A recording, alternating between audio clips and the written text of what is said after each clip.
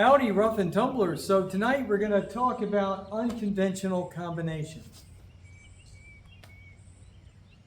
Everybody throws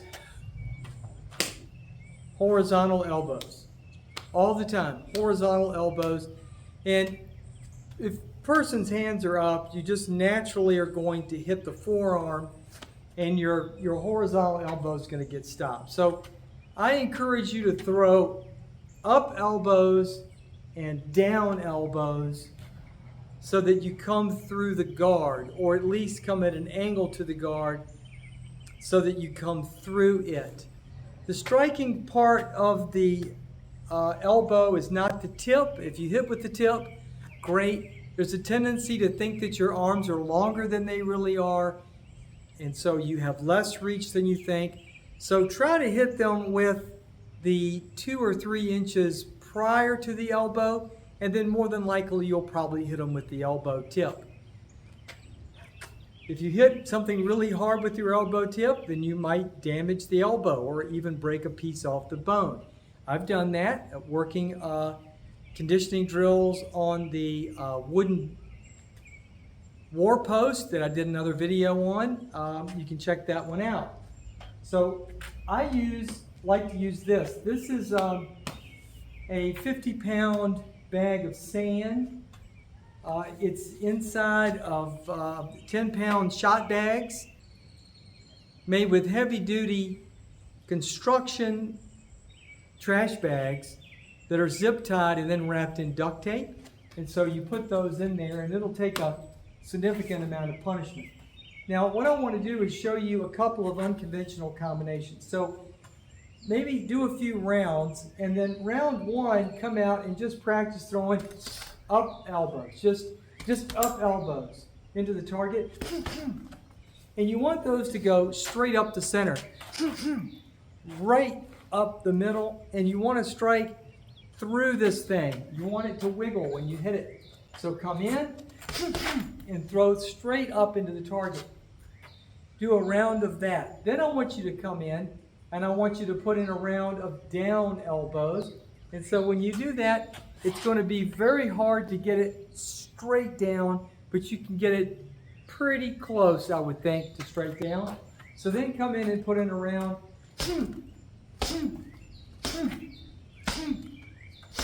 straight down on the target. Now for the third round, I want you to practice the following combo. I want you to throw down elbow followed by back fist. So I want you to go just like that. Bang, bang. Then with the other hand, bang, bang. So again, you'll throw this way. Boom, boom, boom, boom. Now, when you go like this, then you're kind of setting yourself up if you miss. And so you want to cover with your other hand and then bang, back to ready position. Bang, back to ready position. So again, come into here.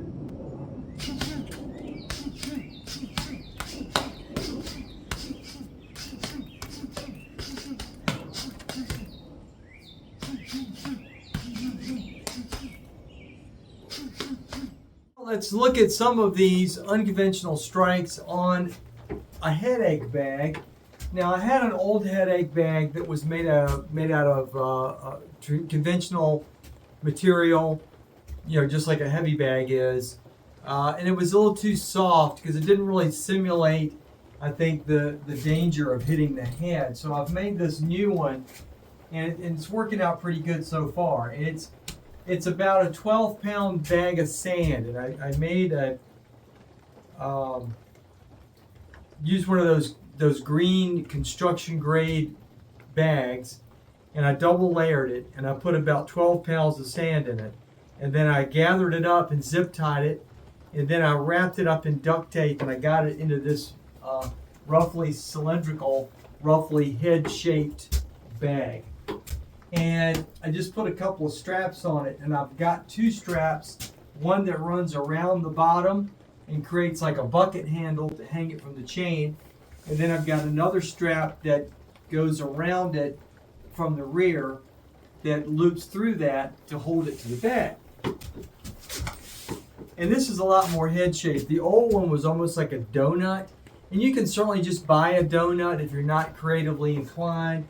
You can buy a donut. It's better than nothing.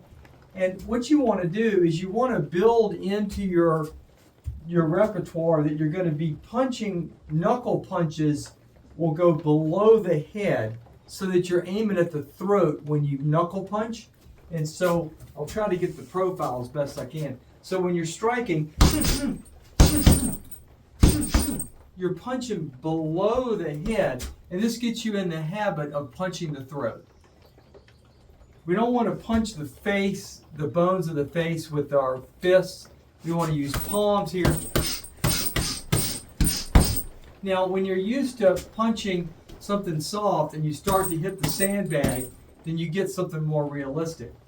Now, what you can really do with this is you begin to build in those up elbows and those back fists as I demonstrated earlier on the other bag. So you come in here and then you practice up elbows straight up the center, so you come between the hands. When the man is standing here, if his hands are up, however his hands are up, you want to come through the middle when you strike up.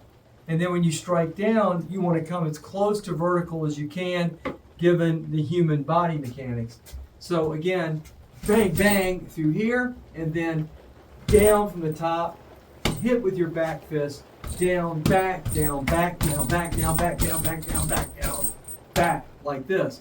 Boom, boom, boom, boom, boom, boom, boom, boom, boom, boom.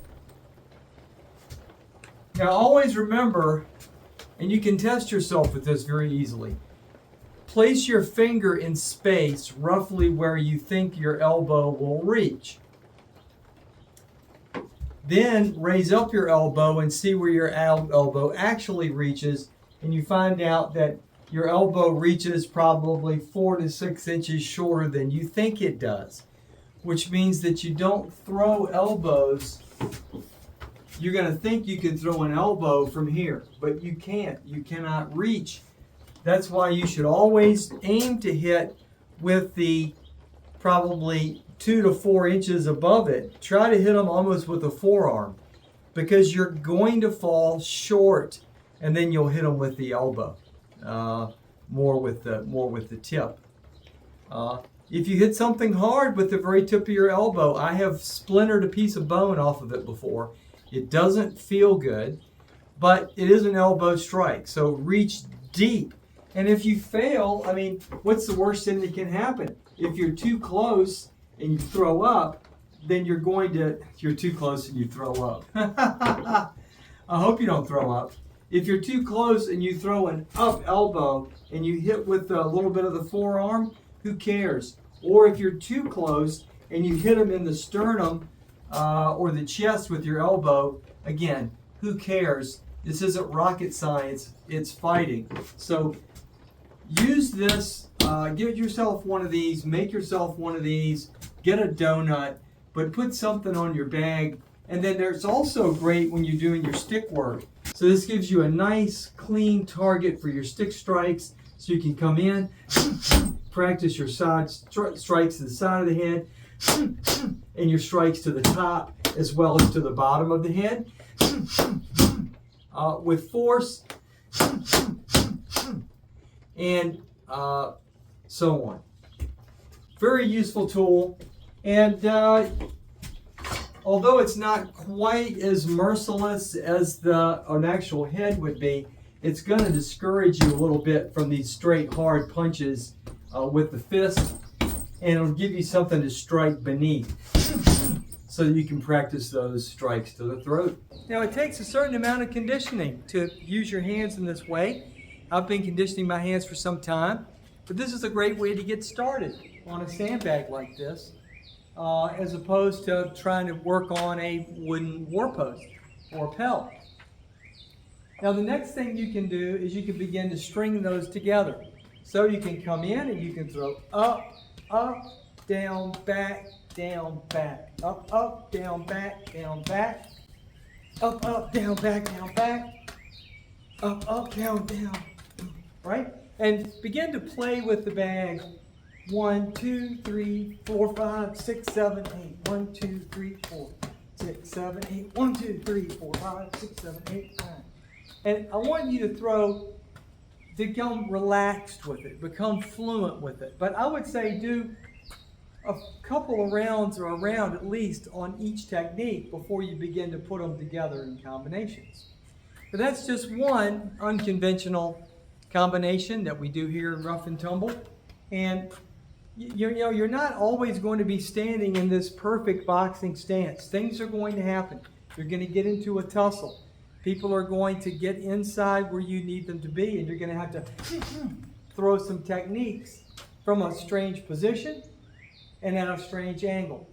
So be prepared for that and begin to toughen up your elbows and toughen up your back fists for these strikes.